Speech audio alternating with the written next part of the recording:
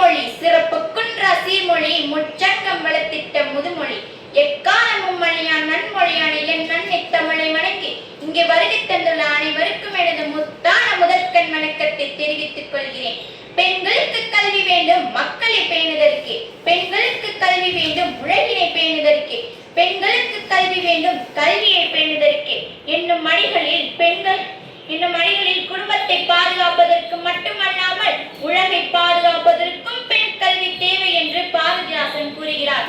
நான் இப்பொழுது பெண் கல்வி என்னும் தலைப்பில் பேசப் போவதை நினைத்து பெரும் மகிழ்ச்சி அடைகிறேன்.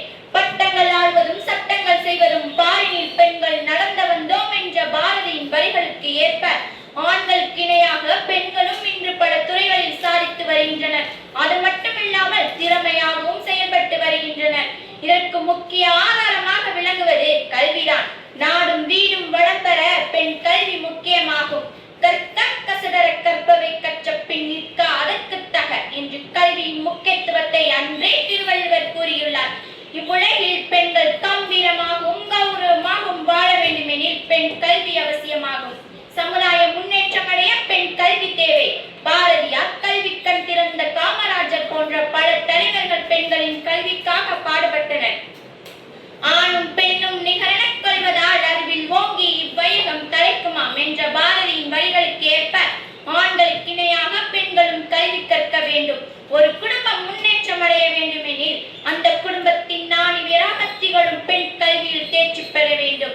கல்வியில்லா பெண்கள் களநிலம், அந்நிலத்தில் புத்தல் விளங்கிடலாம், நல்ல புதல்வர்கள் விளைவதில்லை என்ற பாரதிதாசன் திட்டவட்டமாக எடுத்துரைத்தார்.